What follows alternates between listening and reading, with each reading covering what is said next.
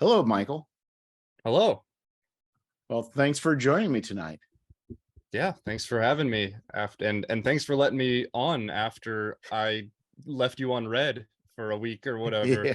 That was super embarrassing. I apologize. Well, that's okay, because I really wasn't feeling great that night. I was tired. I really didn't feel great. I think it might have been we might have been having the fires going on and the bad air. Hmm, So you didn't get the bad air. So because of Canada. right. Yeah, so it worked out. It worked out. Okay. That's So good. So it was like when you don't want to go to a party and then someone cancels the plan and you're like, "Oh, thank goodness." well, no, it wasn't quite that bad, but yeah, it was fine. It was fine. So I'm a much better. I'm more on my A. I mean, at A game tonight, but at least closer to A rather than Right. being closer to D. Yeah. Well, that's good. That's good to hear. Yeah, I was in Michigan when those fires kind of kicked off, and I was like, it wasn't quite as bad as it was in like the East Coast where I think New York got really, really bad, but yeah, it was pretty gnarly even in Michigan.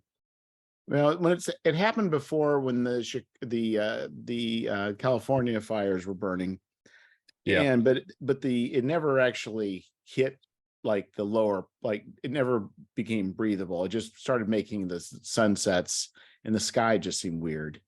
Yeah. Um, Here was we had the sky being weird, then all of a sudden we just had like smog, which Yeah. was we're not used to. Nobody knows what smog is around here. It's confusing. Mm, But yeah.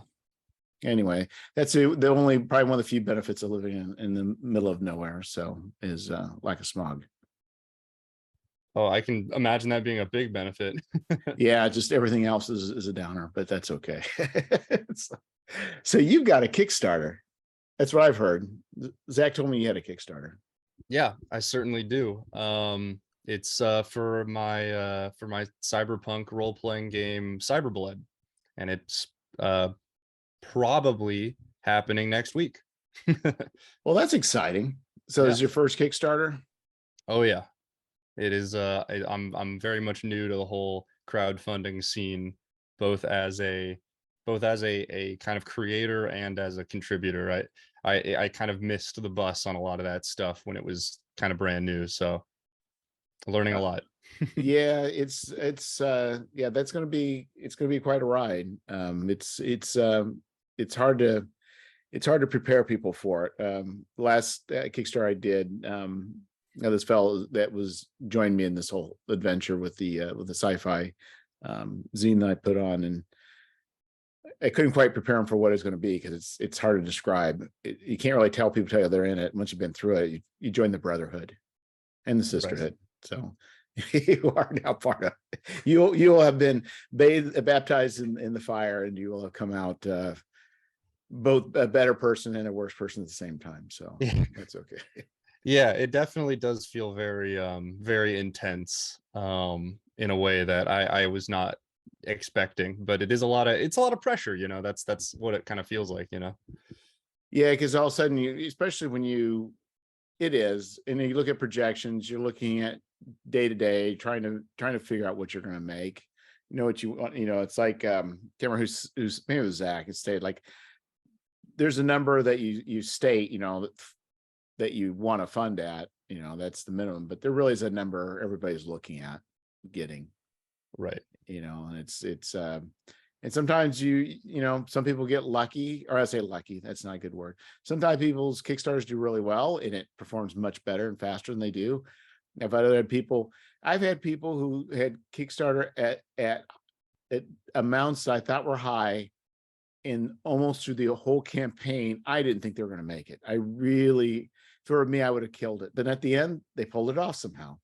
Hmm. So it's like you just don't know. You don't know. So, but you got CyberBlood. So CyberBlood is what is CyberBlood? Uh, Cyberblood is a brutal, kind of 90s and 80s inspired cyberpunk game. Um, and and I think it kind of draws more from kind of anime and action movies specifically, more so than some of the stock that I think the other maybe cyberpunk systems you may have heard of kind of base their material on. So think Ghost in the Shell and like RoboCop, big touchstones for us in terms of kind of the feel of the world and the kind of setting. So what kind of system? 'Cause you have a very nice looking website to support this. I mean, as far as Oh, the thank you. work front end, yeah. Even though I did state I usually do very little research. I did a little more research for years than I normally do. I perused through the website and saw it was very good. I couldn't quite understand what system or the mechanics were for the system, but you did mention it's very brutal, and it was, if I recall correctly, that it was not a. It's going to be very dark and very brutal mechanics as far as like survivability for characters and that sort of thing. Yeah, it is. I don't want to. I don't want to like scare people away because it is not the kind of game where you need kind of past experience. You don't need to be a hardened role play veteran in order to enjoy Cyberblood. You just need to have an interest in the system and an interest in the setting, and you're going to have a good time. But I say brutal because it does expect you to kind of play with your smarts. It does expect you to kind of treat the world as if it was the real world, treat it realistically, you know. There's multiple reasons for that. The largest is that the system, characters are pretty squishy, they don't have a lot of health, and it is a science fiction world, but it is kind of more like it is like near future science, so there's not like magic healing spells or you can't revive people from the dead if somebody gets absolutely destroyed by something. They're not coming back, they're gone. And mechanically that's supported by the fact that characters, you might roll a really strong character, you might roll a really weak character, but on average characters you're looking at like 30-35 health when you start off, and your kind of base level weaponry is going to do between 10 and 15 damage per hit. So you take 2 shots from like a high damage weapon, you might be unconscious. You take a third shot, you're probably gone. So and obviously there's variations. There's weaker weapons, and there's really powerful devastating weapons, and of course there's body armor and all sorts of mitigating factors. But the system is designed to make combat sort of like a punctuation point in the story, and not just something you do willy-nilly and kind of get into a fight for no reason. That makes sense. And I think the thing is it sounds like with what you're describing, you also, it's not like people are super squishy, kind of like with, say, like with Dungeon Crawl Classics or even old school Essentials, where characters running around 4 hit points and a sword does 1d8. But it's still, you have to think a little bit before you start engaging in something. Yeah, for sure. And this is something we can get in more depth later, but one of the other mechanics, or I should say lack thereof, is that Cyberblood does not have an experience point system. There's multiple reasons for that, but one of the side effects of having no like leveling up and experience points in the traditional sense is that you take away that incentive for players to treat the world like a video game and just go, oh, I just want to go smash the nearest monster, I just want to go kill the nearest goblin or whatever. That incentive is gone. So it kind of, without explicitly telling the players to behave this way, there's nothing really in it for players to be murder hobos. In that, I don't like to use the term murder hobos because I think it's like pejorative for a certain style of play, but I Yeah. think that it takes away that incentive to be like, in D&D you go beat up a monster or someone that maybe doesn't deserve it, you're going to get experience points from it if your dungeon master is following rules as written. Cyberblood, that doesn't exist. So unless you're planning on stealing everything from this guy's pockets, you're probably not going to get very much for killing a random person or picking a fight with somebody who doesn't deserve it. Yeah, and that's good when you start having mechanics that kind of, I mean, really mechanics should support the style of play that you're wanting. So you're rewarding people for engaging in, I'll say rewarding people to engage in combat, but just not excessively. So there's that kind of Right. balance. It's like you don't want people to run away like at all opportunities. Um, it's like it's kind of interesting. Someone was talking, I think it was about sword and sorcery, and I don't know how there's a way of mechanically doing this, but a lot of times um, there'll be like a like a fight with a creature, and maybe somebody withdraws, and then maybe later on they'll come back again, but they'll be better. But it'd be kind of interesting when you deal with genres, like what sort of mechanics can you do where where you can support that kind of play to get that kind of feel. And but it sounds like so what kind of mechanics are you using for this resolution? Are you using D6s, D20s? Is it a pool system? It's largely a D20 system. If you want to be like, in its purest, most kind of reductive form, if you are coming to CyberBlood from other, popular D20 systems, like, D&D is the big one, you're gonna feel at home. You're gonna be like, well, I rolled a D20 and then I add whatever my skill modifier is. Okay. So it's gonna feel comfortable if that's the style of play you are familiar with. But it cuts out a lot of the fat. A huge priority for me in designing Cyberblood was making combat fun and making it quick. And you can have that in other D20 systems, D&D especially, but because that was the kind of point of comparison, because it's the elephant in the room. I wanted to do away with the sluggish nature of D&D's combat. Sometimes it can get very slow, and for me, the thing I identified in that respect was the fact that it there was like an excessive amount of dice rolling, because generally speaking, at low levels, you're rolling maybe 2 to 3 dice per player per turn. When you get higher levels, you might be rolling way more than that, but at the base level, that's kind of what you're looking at.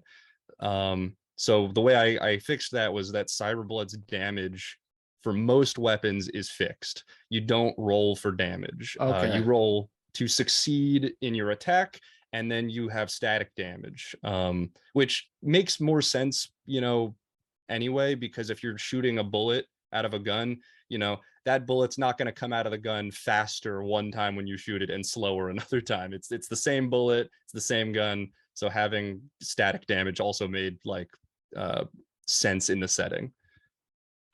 Yeah, because you're stating that, and I was kind of thinking, it's like it seems like either weapons do, and it does make sense. And I think the other thing too, I was thinking about is like conditions might be the other thing, where something could do. How would you handle that? But I think having standard weapon damage definitely speeds things up in a way.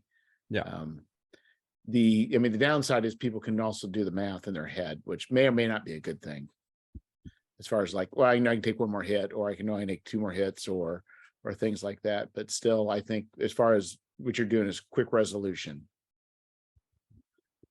Yeah, I think, and that's not to say that Cyberblood's combat is like super ultra simplistic. Like, you can have a lot of fun with it. There's cool abilities. There's lots of different gadgets. That's a huge draw of the game. And so there is a lot of like tactical and strategic balancing in the game. But on average, you're going to be rolling half the number of dice in a Cyberblood combat that you would be rolling in an equivalent Dungeons and Dragons combat. And you're going to see, just as much action, if not more so, but it is going to move faster. You're not going to have tons of turns of people healing. You're not going to have people rolling death saving throws and dragging things out. I'm really proud of the combat system, because it is simple enough to be approachable and to kind of not get gummed up with excessive kind of math, but it is also really flexible and has all these kind of cool strategic options that you can throw in there. So it moves quickly, but it doesn't move quickly because it's you know, super simple, it moves quickly because it's just a very fluid kind of live system, if I So, do say so myself. so what sort of things do you that adds a strategic element to that this? What about the mechanics allows for having more strategic options? So a big part of that is the character classes themselves. All the character classes have generally they have two active kind of abilities that you use whenever you desire to use them. And then they have a passive ability that is just constantly giving them a buff of some kind or some kind of advantage that the other classes don't have.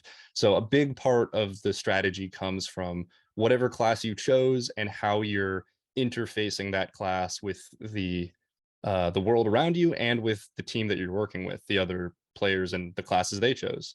So, for example, one of the abilities of the agent class, which is your sort of rogue kind of sneaky ninja-esque kind of stereotype character, um, an ability that allows them to if they are using a particular kind of weapon, like a pistol, like something kind of light and easy to use, after they attack, they can make a melee attack right after they attack with that weapon. And additional attacks on your turn, like having more than one kind of attack action, is pretty uncommon in CyberBlood. So being able to attack and then basically double down on that attack is something pretty unique to the agent class. And it's not limited to doing melee attacks. You can also kind of grapple. You can use another pistol attack, um, and and that's just one example of the kind of flexibility with the combat. The abilities really do kind of shape combat quite a bit. Yeah, and in fact, you mentioned it made me think of. Have you seen the movie Extraction or Extraction 2? I've seen the first one with Chris Hemsworth. Is that right? Yeah, yeah. So he'd get into melee with a pistol, and it was kind of interesting. Where it, in some ways, it kind of made me think of that, where you have multiple actions, where it's not just one thing, people shooting or people punching, but having a dynamic in combat, it does kind of play into, I guess, a genre, and also does make it very cinematic. Yeah, and every character has what sets the characters apart other than the kind of static um like stat bonuses. Like every character has different kind of skills that they're better at and different kind of buffs to their health and how high their evasion rating is, which is the cyberblood kind of equivalent to something like armor class. It's a little different but similar enough. The abilities are hugely influential in how people are playing the game.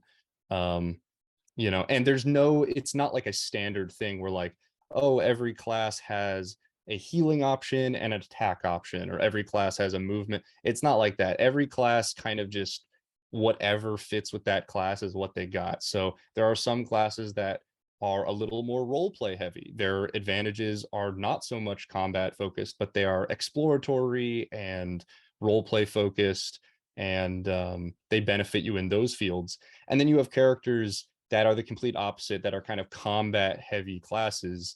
um, like the vigilante is one of the cool later kind of additions to the game, and this is a character class that is inspired by characters like like superheroes who don't have superpowers, that kind of character. So your kick-ass, your Batman, um you Punisher. know you're kind of like V for Vendetta kind of Yeah. characters, who are just these hardened badasses, but are they are human.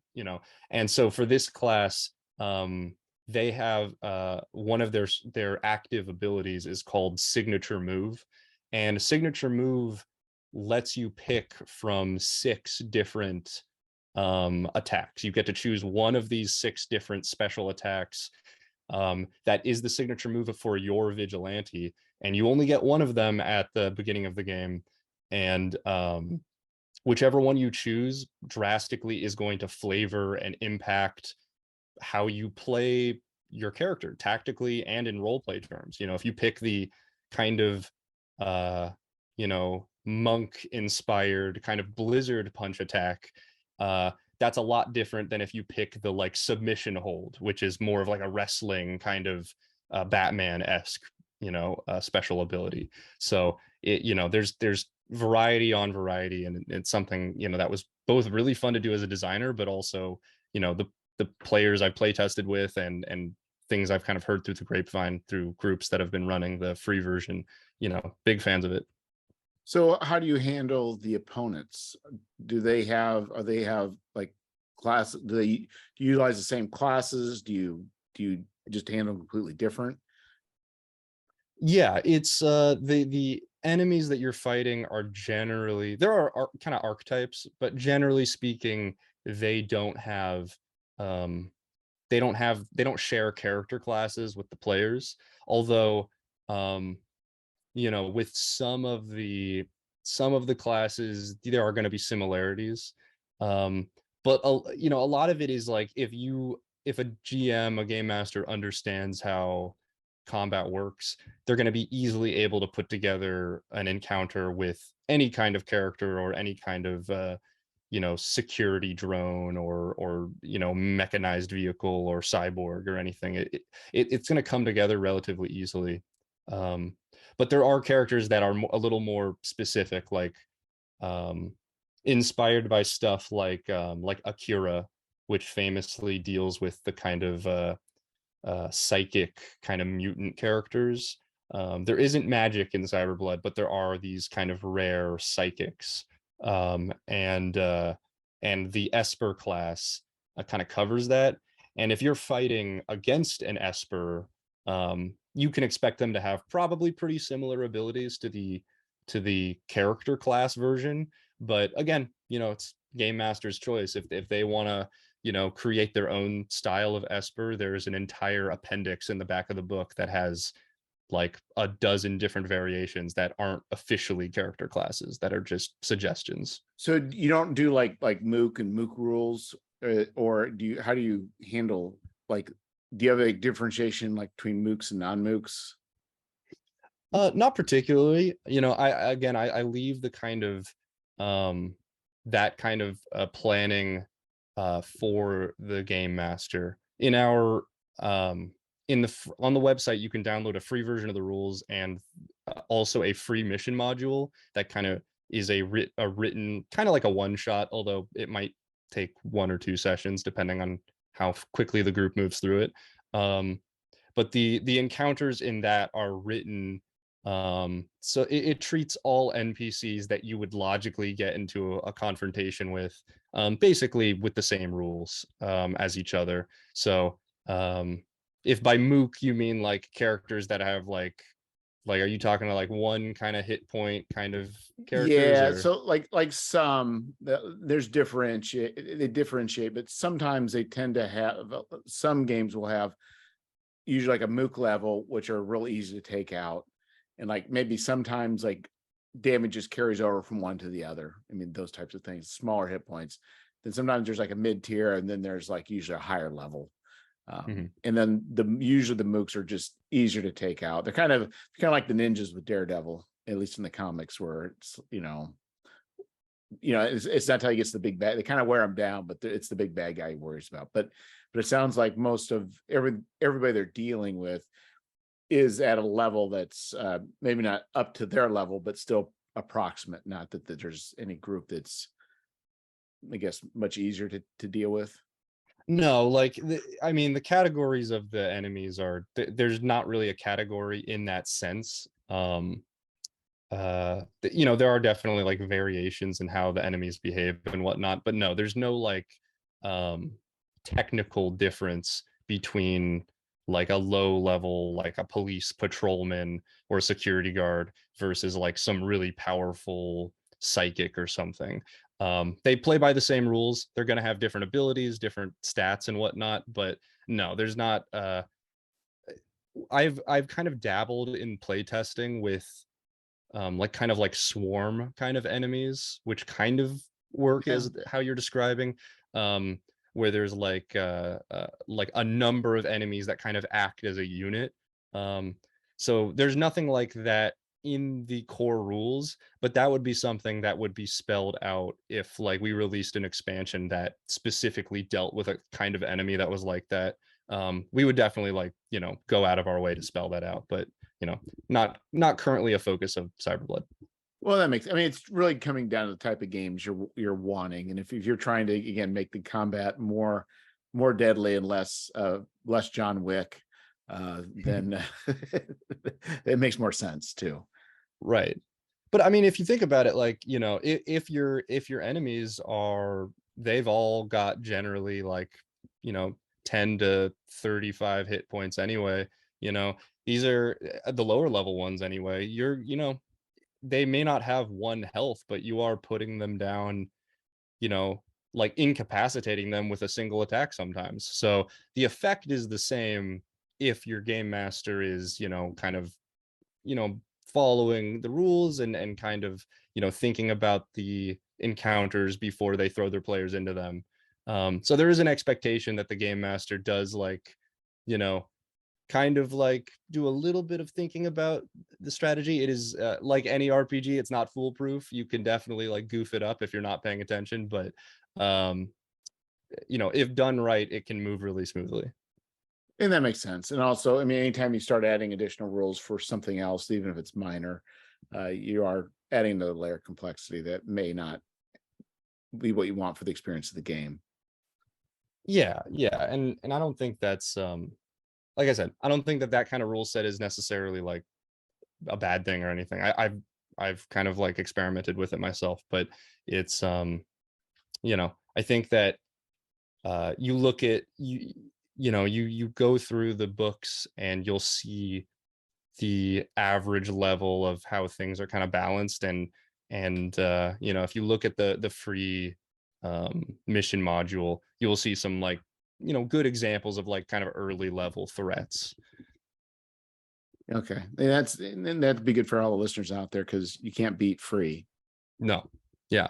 If you want to taste a Cyberblood, you can definitely go like, sample it and check it out. It is on cyberblood.net. And you can see all of the stuff on the site. But if you go to the download section, there is a free version of the core rules. There's a free version of the kind of gear guide, and then there is a free mission module called Raider, which is about a being hired to steal an artifact from a museum. So kind of fun, a heist. So I guess what's the general conceit for characters and core activities that characters would be doing for this game? So because the system, and I did mention this a little bit earlier, but because the system doesn't have experience points, the way that your character progresses, the way it's a role-playing game by technical definition, is with money, with credits. And those credits are how you buy new equipment, buy better weapons, buy body armor, buy vehicles. You can use money to kind of bribe people, influence people. So generally speaking, and again, if a GM wants to kind of flip the script on this, you know there's plenty of different options, but generally how I've run games and how I ran playtesting was, the adventure starts off usually with some kind of a job opportunity, some kind of an instruction, with the payment being however much the kind of danger level is, or potentially they're paid partially upfront and able to kind of outfit themselves for whatever the mission is. And it can be, pretty much anything. In Cyberpunk, there's a lot of like sleazy kind of business going on in the corporate world, and there's a lot of kind of underworld kind of dark forces as well. So maybe you're being paid to steal something from a laboratory. Maybe you're being paid to kidnap somebody. Maybe you're being paid to rescue someone who has been kidnapped. The playing as kind of mercenaries or cyberpunks literally is kind of the name of the game. And the world, the specific flavor of the world is always going to be influenced by the group and by the game master. But the lore in Cyberblood makes it pretty clear that you're playing in a world that cares about money first and pretty much everything else second. So if you're the kind of person who does dirty jobs and does them well, you can expect to probably make a lot of enemies, but make a lot of money and make a lot of friends as well. Yeah, so in some ways, kind of like, not to do too deep a comparison, it's kind of like Shadowrun, where it's Mr. Johnson arrives and offers you a job. So it's really mission based crime without really, but it's up to the GM if they want to flavor it a certain way. But it's not, it's kind of interesting how different. Like some have tried. I think some more modern ones have, structured a game strictly to be, going against the man, or things like that. I think there's a new one called Echo something, and I don't know if they're trying to do some sort of environmental cyberpunk. I forget the name of it. Oh, I think I know the one you're talking about. I think I've actually seen it. Yeah. Yeah, I haven't read anything just based on pictures, and that's a good way to draw good solid conclusions, is by looking at pictures and Right. trying to search. So it's kind of interesting to know what the level is. So it is a very, I don't want to say traditional, but it's very much a traditional with the trappings of certain types of media to give a certain feel, using a D20 system that people find very familiar. Yeah, I mean, if you are, of course, if you've played RPGs before, playing a new RPG is going to come easier to you than if this is your first.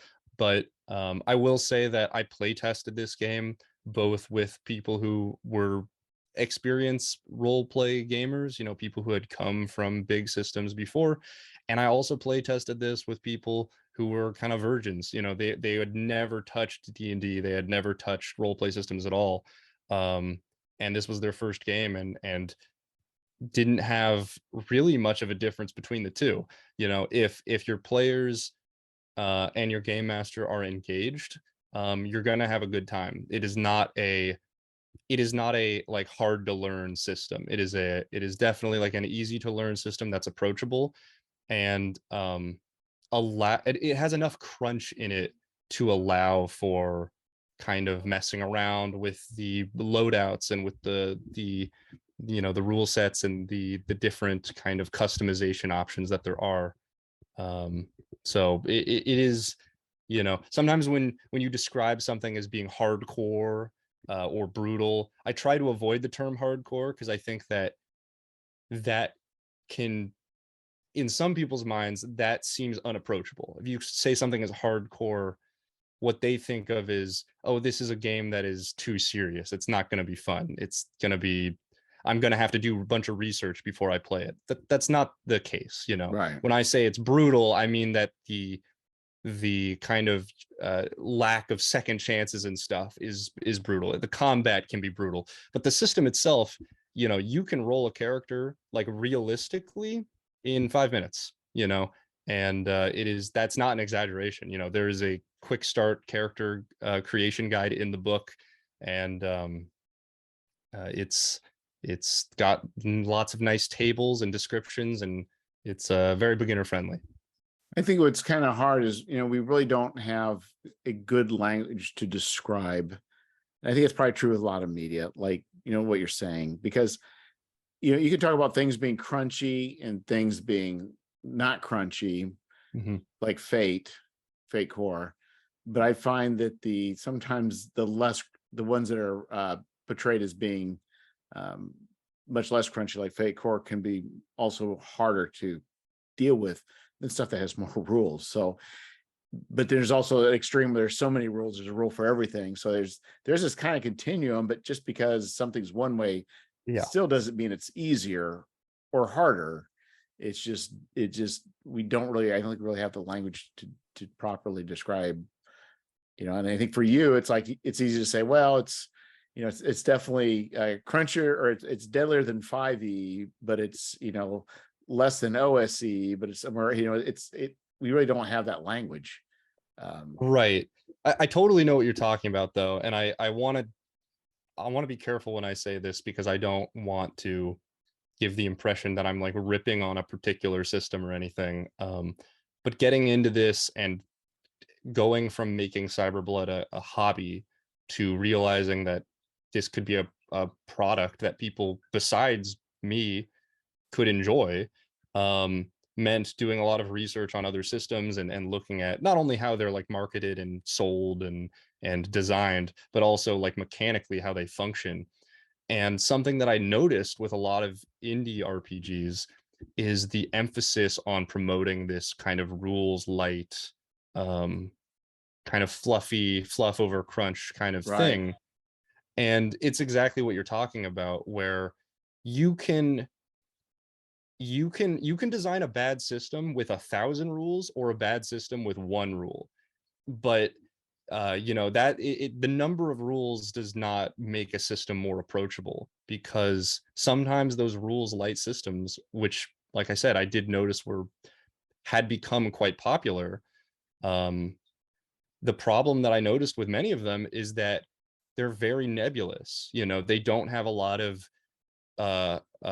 contingencies for edge cases. They don't have a lot of explanations about very specific things, and they don't have like a lot of examples in their rule books. Like when you were like, um, oh, I want to know how to cast a certain spell in this one system, and it tells you to like, it tells you to perform some seemingly simple thing, like, oh, you only have to roll one die, but it ends up being like actually more confusing than having more rules, precisely because of how simple it is. It doesn't have enough to kind of support its own claim that it is rules light. There is a you can definitely make mistakes in both realms, because nobody wants to read like a math textbook to learn how to Right. play a game.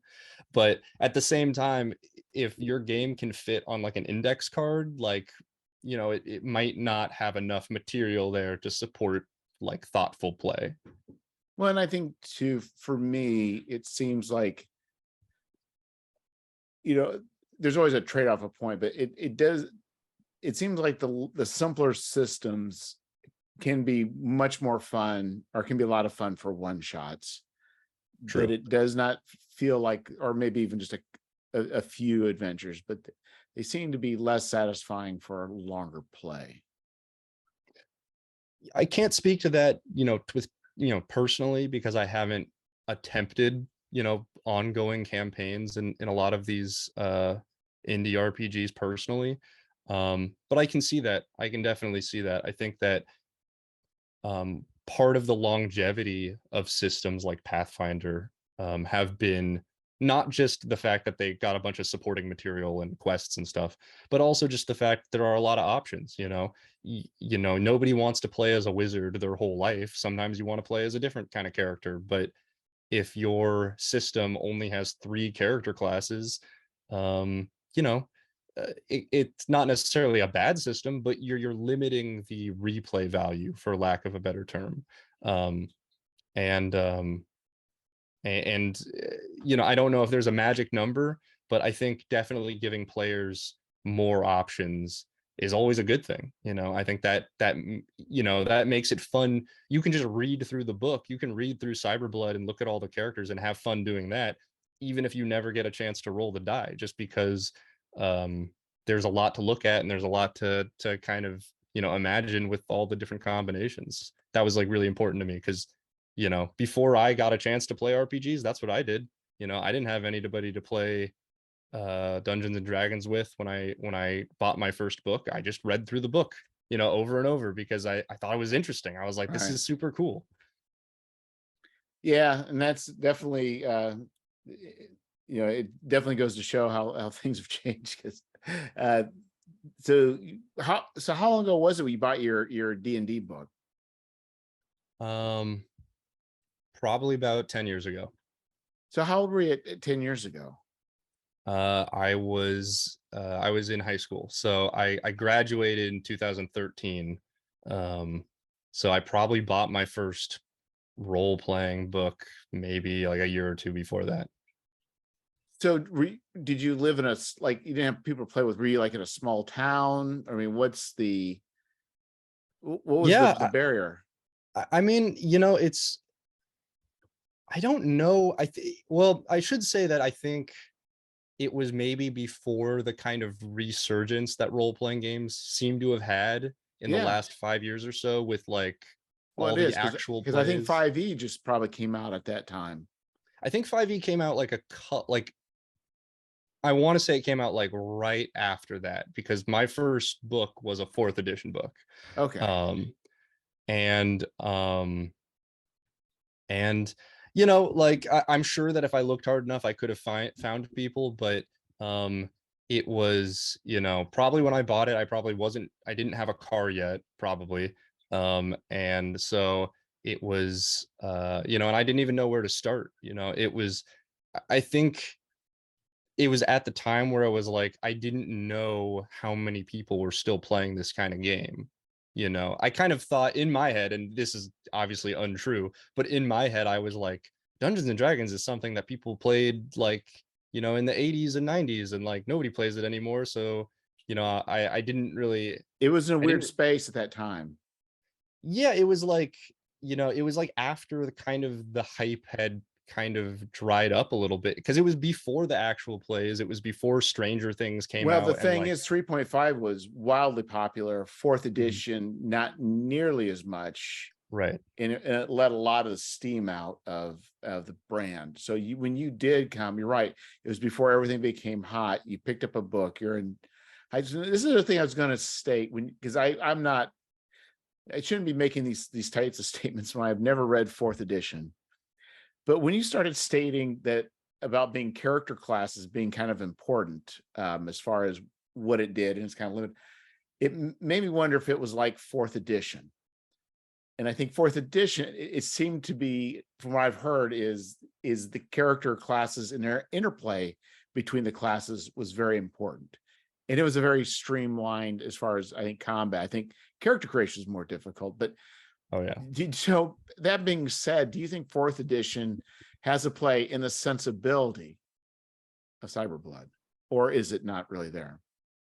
I think that it definitely does. It definitely is part of its lineage. And it became less so over time. But if you look at, and it might not exist anymore. I do have a bunch of old versions of Cyberblood like that are like before the game was even called Cyberblood. Um, I, you know, when it was just sort of a hobby, I was just like coming up with ideas on a Word Yeah, document. Um, yeah, I mean, it was at one point very similar to fourth edition, because that was the only reference I really had. Um, you know, for a role playing game, you know, I didn't know, you know, other systems at all. And I barely knew fourth edition. So there was definitely more DNA from fourth edition in the very prototype, like pre-alpha stages right. of Cyberblood. And some of the first changes between that like kind of prototype version, where it, you could almost say like it was almost like a homebrew of a fourth edition. It, you know, when I started doing away with, okay, we're getting rid of damage rolls because that's grinds everything to a halt. Yeah, We're getting rid of, you know, some other, you know, kind of strange movement. Fourth edition has this obsession with like very specific, like almost like dance like movement, where it's like if you're next to somebody on one side, it's got one term. If you're behind somebody, it has a specific term, and some abilities work and some don't.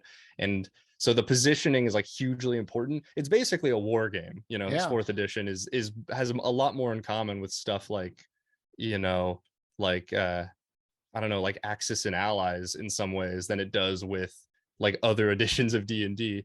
But Well, but even look through the adventures, the centerpiece for every adventure is the combat, and everything else seems to be secondary. I can't speak to that too specifically with fourth edition, because like I said, I didn't really actually What? play that Well, much of I it. bought some modules because like they're really good price, and oh, this is cool. This is a draw, and I look at it, and it's like the whole focus was when where the battles are going to take place. Yeah. Anything else that you think would be like would be there wasn't like. I'm not Mhm. saying there was no role playing or there wasn't any of this, but it's kind of like if you're to look at like stack out or like chart out, the various aspects of the game, it looks like 80% of the focus really was going to be on combat encounters and having the setup for that encounter. When I say setup, I mean the map, the layout of Right. every single thing and how things are positioned and where people are. So, and I'm not saying that was going with yours, but what's interesting is you talked about, in third edition, they started offering all these choices. And then they offered so many classes, it just became kind of pointless. But it sounds like, if I recall correctly, fourth edition went very strongly with archetypes. And those archetypes were kind of what really defined the character. And they're doing less Yeah. so that with fifth edition. Yeah, I haven't ever personally spoken with anybody who had any sort of development influence on uh, those editions of Dungeons and Dragons, but I'd love to, because it is really between third, fourth, and fifth. It does really feel like they went through a different kind of philosophy when it came to how they wanted to depict the game.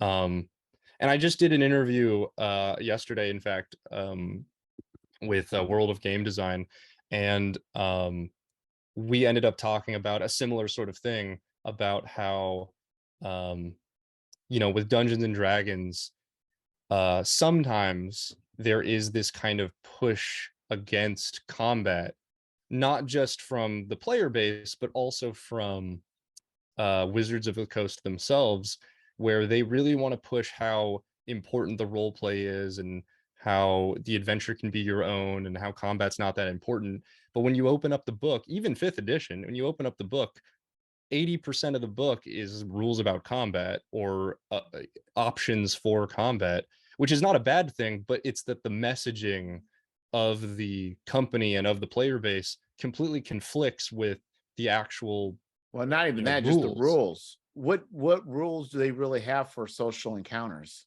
Right. Yeah. And I'm not an expert on fifth edition, but I think it's just that, like, they expect that to be the thing that the players bring to the table, which is fair. I think No, I it's disagree. I think the thing really, well, no, because how can you expect them to do it? Why does everything else get so much detail? I don't know. I think that it's really hard to I think it's really hard to kind of prescribe, like, what's supposed to be like kind of a, like, almost like improv, or gamify improv too much. Maybe that's what it is. I haven't thought about it too deeply, because my expectation as a game master is always that it is kind of my job to bring the characters in the story, and for the players to kind of go along with it. um But you why is it know that part with why is combat not improv then? I don't know. I guess it's because it's more math based, whereas social encounters aren't necessarily always math based in a game. But they could be. They could be, but I think I talked to somebody, an older guy. It's like a family friend of mine, actually, and we were talking about Dungeons and Dragons one time, and I was talking about how I was like playing with I was running a game that did not last very long, and I remember I kind of complained. I said, um, um, when my players are trying to convince someone of something, or like do like a charisma style kind of roll or skill check, um, I don't like quite understand how to like operate that, um, because like if they roll really low, they basically don't bother doing any role playing, because they're like, well, I'm going to fail this anyway, so I won't role play. But if they roll really high, they also kind of phone it in, because they're like, well, I got a really high number, so why should I bother like trying to convince you, because like I got a 23 or something. And his response was basically, well, you need to have a rule set, like, as a DM, that it doesn't matter what the player rolls. If they don't actually perform, if they don't actually role play, then the role is like not counted basically. And if they roll poorly but role play really well, you can still count it as like a success, because ultimately it's a role playing game. And if somebody's like busting their ass trying to role play, it's kind of doesn't seem right to say like, well, you didn't get this particular number, so it doesn't count, you know. But And here's a twist. So let's say I'm not a charismatic person. I don't consider myself a charismatic person, but let's say I'm not a okay. charismatic person. But I want to play a character that is charismatic. I cannot role play my way out of a wet paper sack. But I want my character to be able to do that. Right. That's a good question. That's like saying that's the equivalent of being like, well, I'm not that smart of a person, but my character's intelligence is really high. My character is a genius, but I'm not a genius. How do you role play someone who's smarter than you are? Exactly. Yeah, that I think you're getting into a more philosophical question than a game design question. But well, no, I disagree, because if you've seen the NPC reaction tables with the BX D&D, the BX system. I've seen reaction tables before, but not specifically with that. Yeah, so you got like 5 different things they could roll up. You roll and see what the initial reaction is, and it modifies it. It tells a general mood. You could easily set up things that they could roll, and maybe it doesn't complete, but changes where they're at. Yeah. I mean, I don't disagree with you. I think there's definitely a market for, I mean, you can go on Amazon and see multiple different books of like random NPC generators, you know, where it's like you turn to a page and here are all the names, you turn to another page, here are the professions, you turn to a third page, here are like recognizable quirks, like, oh, they have a scar on their cheek, or they, you know, they rub their hands together when they talk, something like that, you know. So that stuff does like definitely exist. And would you, in like systems that have a lot of you know, a lot of hands working on them, would more robust generators like that be something that you would want to see? I think what I would look for is a simple unified system. And I think it's not, I don't think it'd be that difficult to do. I do know that I've not played extensively, but I played a character in Shadowrun, and I played a face, and I regret once I pulled out a pistol. I could have played that entire game and never drew a pistol. And I succeeded by bribery the whole time. And you can't really, I don't know that other systems allow you to do that. Yeah, I you know, that's a because you should be able to play that way, you know. I agree. And I think that you know, rules don't always have explicit design for that kind of behavior. But I think that CyberBlood does have some of that, depending on the character class that you're playing as. But you know, I'm a big proponent of sort of empowering players and game masters alike, where, you know, multiple times throughout the book, I remind the reader that, you know, like, your game master is going to have the final say here, you know, the how you kind of determine this particular thing. Right. Because sometimes I think people get hung up on like the actual, what does the book say, and they forget that it is a collaborative kind of experience. You know, everyone, the game master is also a player, and you want to make sure that they are you know, being treated as such. Well, especially as an indie designer, you can't do everything. And I do think social encounters and how you manage that is not always straightforward and as easy as roll to see if you hit with a sword, roll damage to see if you kill a person, because there's a lot of nuances in there. And I do recognize that, but I do also see that early on there was I think some very easy low-hanging fruit that could have been developed and just got shoved aside. And so, like, for instance, what's happened is, you know, there was morale rules for creatures that were in early editions of D&D. They took them away. So what does that do? And that's why I ran for years and years. monsters just attack until they're all dead. That doesn't make any sense. It's Yeah. it's created there's been a lot of technology that has gotten thrown away early on that actually probably makes more sense for gameplay. It can make for a richer game. Like even the NPC reaction tables, you just don't know for those characters or those even monsters that you come across. Maybe those hobgoblins are just wanting to trade. It's like, Yeah, and for Cyberblood specifically, and I totally agree with you. I think that having that kind of extra layer to things can really help, especially if the game master at hand doesn't necessarily have a specific view of the type of thing that's going on. Um, but for Cyberblood, and I do, we do plan on writing and releasing more mission modules and expansions as well. And when it comes to those specific encounters that we are writing, that we are kind of writing out and saying, these are the characters involved, these are our expectations about them, there will be character descriptions where it's like, this character is kind of a psychopath. They will fight to the death. They're right, looking to cause as much carnage as possible. Whereas you might read another character and they're just a security guard. And if you stick a 50 caliber gun in their face, they're going to hand you their keys and say, I didn't see anything, and they're going to give themselves the night off. They're not going to throw down their life for their minimum wage security job and at 3 a.m. Why would they? right. So, but that's where I think that, core rules, I don't think that's necessarily the job for core rules. I think that is something specific to your quests and your missions, and that's where that kind of content should be. As a writer, that's what I would do. Yeah, that makes sense.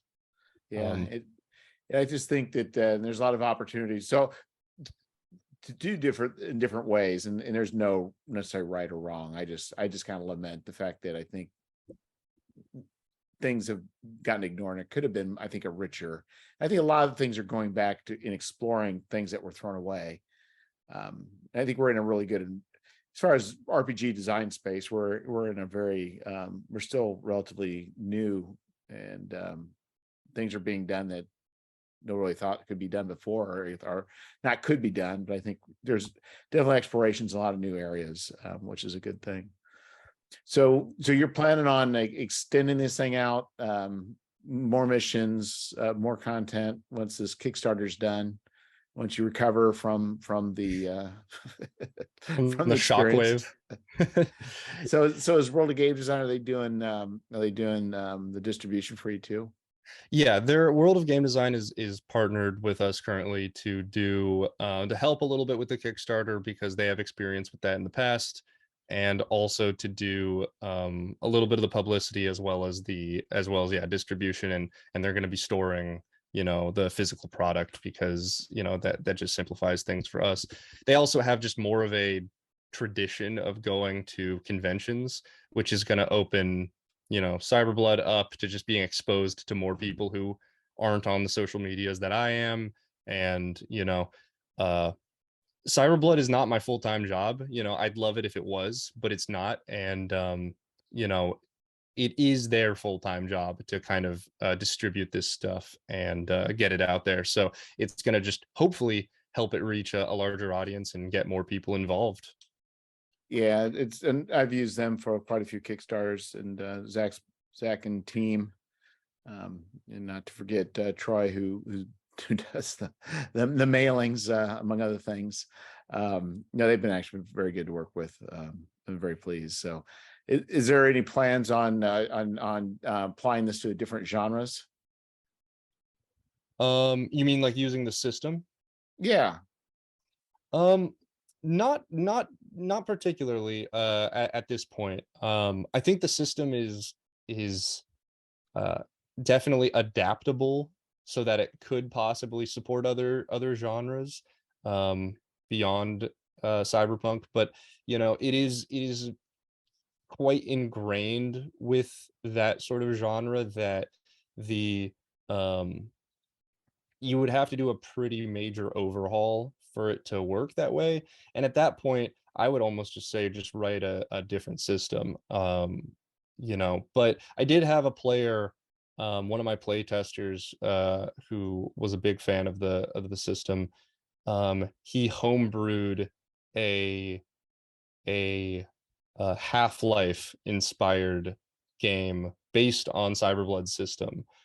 So using all of the CyberBlood like mechanics and rules, but set in the Half-Life universe with Half-Life character classes and weapons and the alien races that are in that universe. So it's possible, it's doable, but it's not currently something we're looking at like officially. We're focused on uh, adding more content to CyberBlood, the sci-fi aspect of it, and there's going to be different like kind of subgenres in there. Like not every cyberpunk story is the same. You know, not every single one is going to be breaking into an office and stealing a black box and handing it to a guy in a suit. Right. You know, um, we have about 12 mission modules kind of outlined. Some of them involve kind of these psychic characters, these espers. Some of them involve kind of large scale kind of military conflicts, and then some of them are horror themed. So I ran one with a playtest group that was they didn't know it when they started it, but it was a horror kind of cyberpunk that took place in like a derelict underwater kind of station. So it does support a lot of different kind of subgenres, but we are currently focused on sci-fi and cyberpunk specifically. So why did you decide to go the route that you did with this particular system? Was it just because you felt comfortable with the D20 and thought that was the path? Or I mean, what because you had a lot of choices as far as other mechanics that are being used out there. Yeah, I think it was just because it was a very common system, and it was one that I was familiar with from playing my limited experience with role playing games at the time, and as I started to kind of adapt the system and it became more and more different over the months and years that I worked on it, it just felt like a good kind of system of math that allowed for like enough granularity to have like a lot of good kind of variety, um, without it being like overly statistic based. I think if you start using like big numbers, it gets a little too requiring too many calculators and whatnot. um that's when you start getting into like the war game kind of zone. But I felt that like having the D20 and the kind of mostly single digit kind of modifiers to skills was a just such a solid core that I was comfortable with, and I thought it worked for the system, and seems to have gone okay. Well, I think too, it's like, you look at the robustness of the longevity of the system. What you've done is taken something and kind of whittled it down at a point where, and with enough play testing, that you realize how far you could go without creating problems. So I mean, where if you do something from scratch, there's a lot more, I think, risk and time trying to get things to balance out correctly. Yeah, for sure. If you're, starting with a baseline is always going to give you as a creator a little bit of a boost. So totally agree. You Yeah, just I think. you whittle away, you add a little bit, you whittle away, you add a little bit, and then Yeah. you finally get things tuned to how you want them. And I think also it's easy to, I think sometimes with new systems, I think designers especially sometimes get overly enamored with certain things that it's like you should have left that alone. This is becoming more too complicated, or this particular mini system is, like, what's this doing here? But I think once you got a solid foundation, you know how it's supposed to work, and you're just, all you're doing is making it work the way you want it to work. Yeah, and I don't think there's anything wrong with experimentation, but I do think that I agree with you, generally speaking. I think that sometimes that is something I've noticed with a lot of the like indie games is sometimes the ones that decide that they're not going to do the rules light route, they really create some very bizarre and like esoteric kind of systems that, you know, maybe make like good marketing because it's like, it's, you know, oh, our game is based on tarot cards, or our game is based on, you know, every turn you're going to flip 3 coins and add up whether they're heads or tails and like all that stuff. And it's like, none of that stuff is like inherently bad or like bad design necessarily, but sometimes you're like really reinventing the wheel, you know, unnecessarily, when a lot of these, you know, indie games have these really fascinating, like beautiful like settings and cool ideas for games.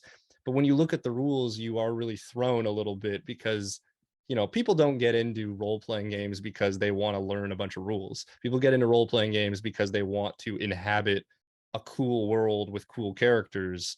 Um, and the rules are just a means to do that, you know, inhabitation, you know, and so the rules should always be there to support that kind of fantasy of getting into that character or world.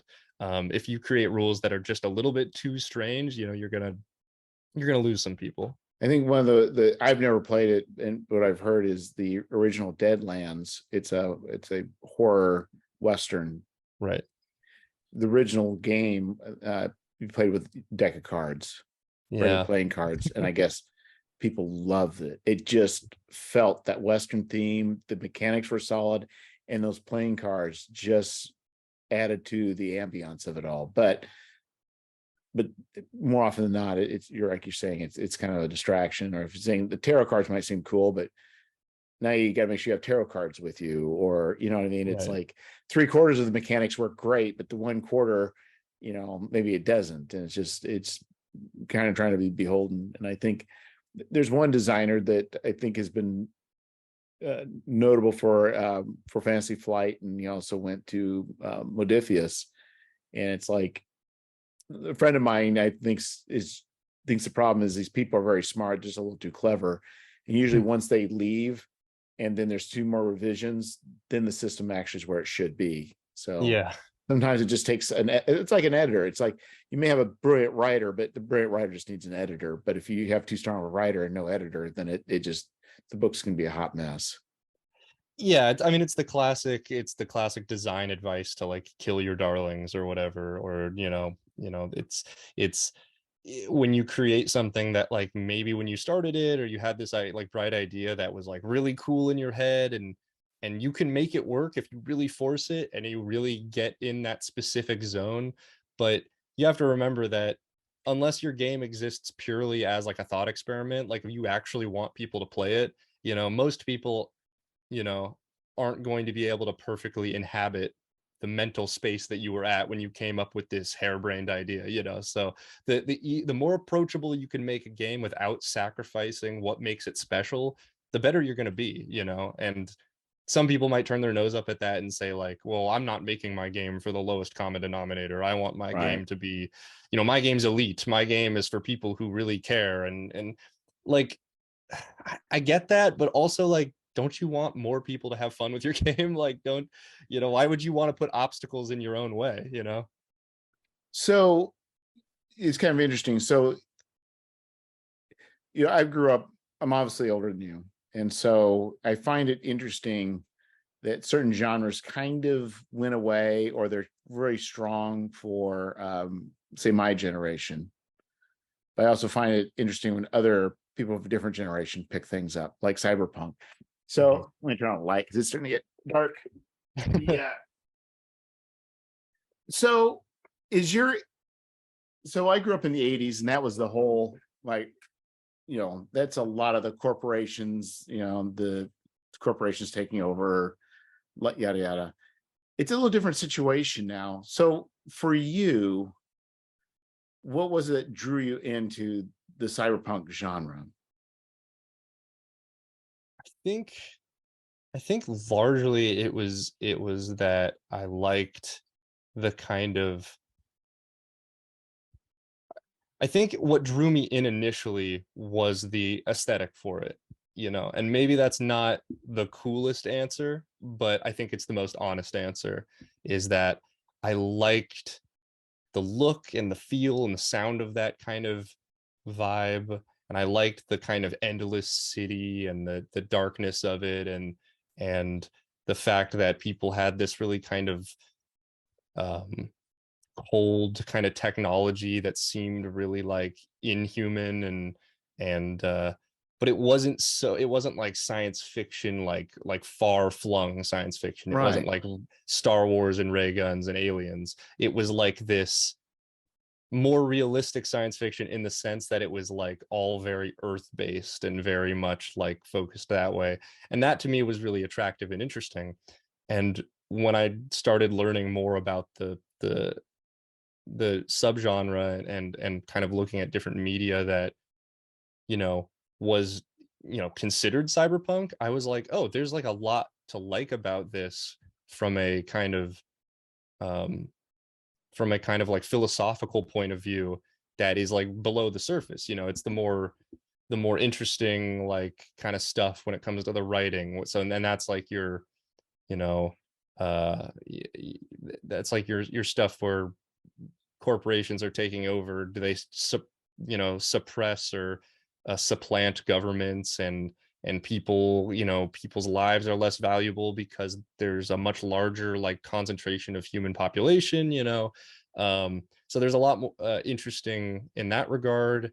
And there's so many great cyberpunk stories, um some of which are played totally straight, like your Matrix, or your Bubblegum Crisis, or your Blade Runner. And then some are like satirical, like your RoboCop or your Snow Crash, which are all just amazing stories and all have these amazing characters and set pieces. But they all kind of deal with like different sides of that kind of the cyberpunk kind of um genre. And so there's just so much to draw from, and like you said, it kind of died back in the 2000s, and that's kind of why, like, I think CyberBlood's aesthetic is intentionally kind of, maybe retro is the wrong term, but it's intentionally rooted in like 80s and 90s kind of aesthetics. I had like, one of the examples is we have a character in the artwork who is depicted with like a cyber dog.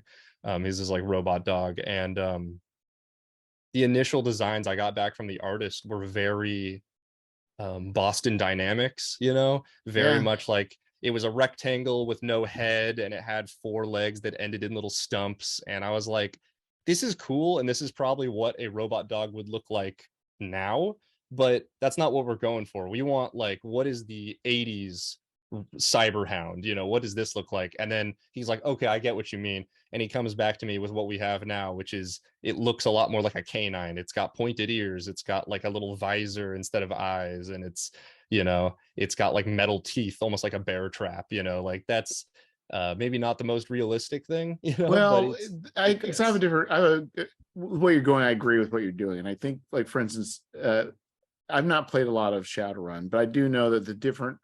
So Shadowrun started in the 80s, the game. So, but the technology, they could not foresee the future. Hmm. So, we have the Matrix, but wireless technology just wasn't a thing. Yeah. And so, as they have progressed, with each new version, the edition, they increase the year, but they've had to add more technology. So when you read it through it, you can kind of see how new technology is developing that they didn't foresee, that they're having to incorporate and look into the future with. It's really kind of an odd thing, where if you take something like Traveler, a sci-fi game that was written in the 70s, and even though it's got modern sensibilities, it's still largely played like a 70s sci-fi. Hmm. And I think that there's a legitimacy to saying, you know what, we're not playing what we really think the future is. We're playing the future as how they saw it in the 80s, like you said. And that is absolutely, I think, the most honest, legitimate, and probably the most straightforward way to deal with it. And you can say to somebody, it's like, this is not anything else but an 80s version of the future. And that I think allows you a lot more license to do things without having to worry about, like, what is a General Dynamics dog going to look like in 15 years? Like, who Yeah. cares? I don't really care. I want to know what they thought about in the 80s or the 90s. It's that's what's important. Yeah, I totally agree. I think that staying true to like a core aesthetic and like a core kind of whatever was the inspiration is only beneficial. And I think that's why like um you could see it like yeah one you can see it a lot in something like the when they made the Star Wars movies, not the sequels that they did, but when they made the ones that was like they did the one that was like the Han Solo like kind of origin story. Yeah, Like that movie in particular really like mimes the art style of like the original movies in a way that the later ones don't. And I yeah, think that was like such an incredible decision because it feels more like Star Wars because they tried to make things look more like the 70s version of Star Wars as opposed to like the newer version of Star Wars where all the stormtroopers look like, very they look like overly sleek and overly modern, and you kind of lose a lot of that vibe. And well, so even George Lucas with episode one right away went to the shiny aesthetic with mhm, CGI, where it's like, this doesn't make sense. I mean, the yeah. costume age, the ships, it's just like you've just made the past look better than the future. For it makes no sense. Yeah, it did have kind of a strange kind of like swap there. And at a certain level you have to be like, well, sensibilities change and he's a filmmaker and wanted to do something different, and you can make a whole bunch of conceits about it. But yeah, like there is a reason why sticking to a specific art style, like going out of your way to like limit yourself within a box, is going to actually in many ways make you more creative, and it's going to ground your when talking about a game, it's going to ground your players more because they're going to if you tell someone where the limits are, they're going to understand what their characters are able to do. And by that same measure, if a character or an entity or a villain or something can do something outside of that box, then all of a sudden they are like a major threat, or that is like a major catastrophe, or it is a notable thing if all of a sudden you have these very specific rules and then somebody breaks them. And I think that you can't really do that if your system or your movie or your world is just like everything thrown together. It just doesn't, you can't ever pull that off if you've got that sort of like, oh, everything in the kitchen sink is in there. um Limitations are hugely important to creativity. So I've never played Eclipse Phase, but that one is probably one of the most modern takes of sci-fi in the future, which includes, the body modifications and sleeving and what is personality, what is humanity. I mean, all these kinds of things. But even though you could technically do the same type of missions, it will never feel like a traveler adventure. It's Mhm. just too out there. But likewise, you can't take a traveler game and make it into an Eclipse Phase. It just, you can't. They became their own things, and I think standing by whatever it is that you're doing, and planting your flagpole, or planting your flag is really the right way to be, and just stick to it. And like with Traveler, it's like, you're not going to have all these things like we know now. It doesn't matter. It's just, we're not playing that. And I think, especially when you're dealing with movies, those are touchstones that people all agree with. Like, we're playing RoboCop world. Okay. Yeah. Yeah, and I think that it's not explicit in the marketing material, but it's a big kind of design touchstone for me, is that for Cyberblood, um it kind of the military and like police force aesthetic is like maybe the other side of that coin. Whereas you look at, that's why I like to say 80s action movies and anime. And when I that and anime, I'm talking specifically Ghost in the Shell and Bubblegum Crisis, which are these anime that are both centered. They're both 90s anime, and they're both centered on like kind of like special forces or like police who are dealing with science fiction threats in their city.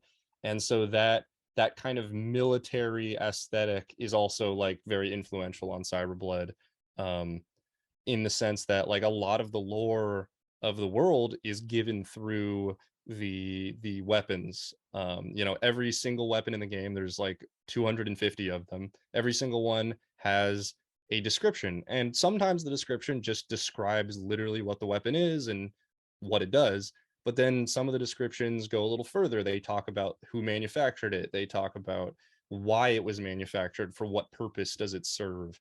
And that sort of like military chic, is also kind of something that really codifies like what was important in Cyberblood. Not that you necessarily have to play as a military character or a police officer character, but that is kind of the world that you're living in. You're living in a world that really values security, and it is a world that has so many people that security has become like a commodity. You know, you've got a lot of threats, a lot of um, uh, inequality when it comes to wealth, you know, a very extreme version of what we have in the real world. And the kind of the outcome of that is that you have a lot of unhappy people, and a lot of people who are willing to do pretty desperate things to kind of get themselves out of whatever situation they're in. um, and so you can definitely tell some pretty serious stories, and you can tell more kind of adventurous, you know, bizarro stories as well. Well, it's good. It sounds like you've got a nice open system where you've not created too many rails to limit creativity, but still also enough rail to actually just not be everything to everybody. Because I think it's kind of like with a lot of some games, they've even with like universal role playing games, it's like they offer that promise, but really their sweet spot's generally much more narrow than what they try in Yeah. state. I don't know if you've played those. So 1 week you've got a Kickstarter coming up. So you can go now and push the notify me at launch button. Yeah, please do. I don't know exactly how the Kickstarter algorithm works, but I do know that the more people click that button, the more likely we are to make it onto the homepage of Kickstarter, or to get that little star that says that it's a project that Kickstarter likes. And that's I imagine that's hugely helpful for projects. Well, yeah, whatever juice. And I think the thing is even if, of course, you know, as people who you know, running a Kickstarter, you want every person that clicks the notify me at launch to purchase. Right. The fact is that if you just click that early on, it actually doesn't cost you anything, and it doesn't obligate you to anything as far as a consumer. You can click it and just say, you know what, at least I want to help Michael out by at least clicking this. Maybe it'll help juice up the algorithm. So it's there's nothing to lose by clicking the notify me at launch. Yeah, yeah, and I would also say that like if this at all sounds, I mean, if you made it to the end of this this recording, then you probably are at least a little bit interested. So go check out cyberblood.net and look at the artwork we have, look at the characters. We have amazing artists that are doing work for the game.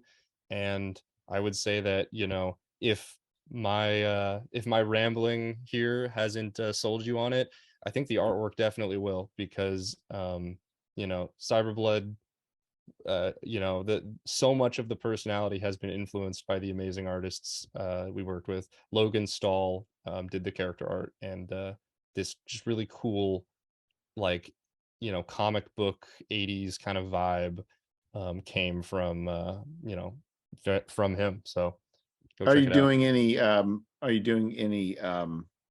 I forget what they're called, as you get certain pledge levels, I forgot the Oh, term like for it.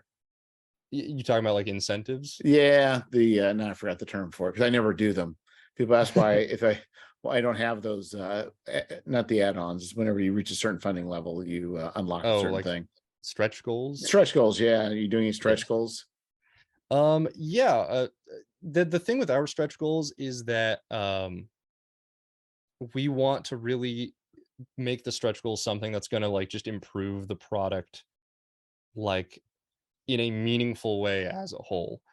So we're not promising like we're not going to reinvent the wheel with these stretch goals or anything, but this is a project where the stretch goals are going to go to stuff like additional interior artwork. So the interior of these books is just going to get more stuff on more pages. It's just going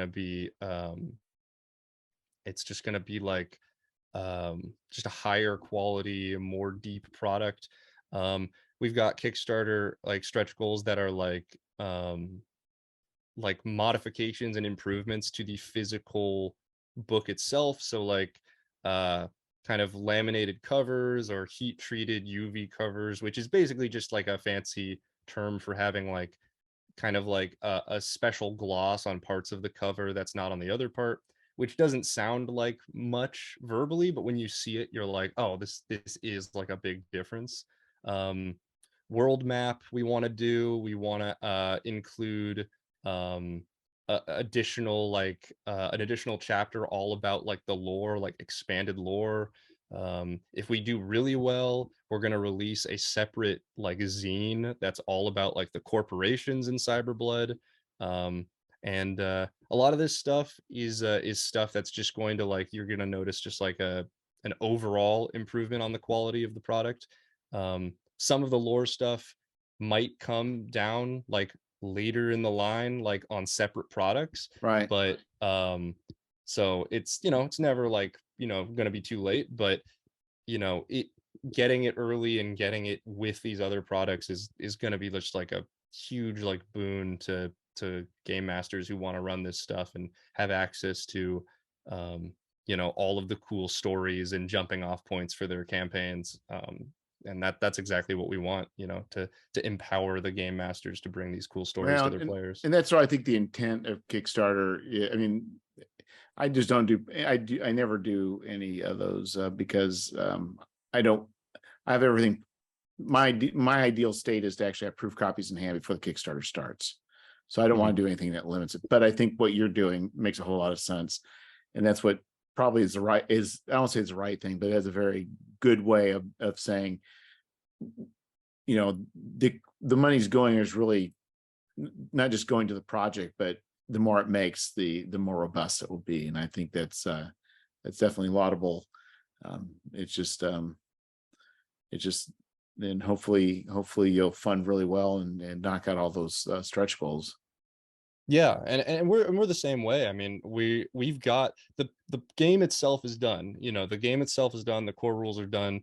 All of the items and stuff, that's all complete.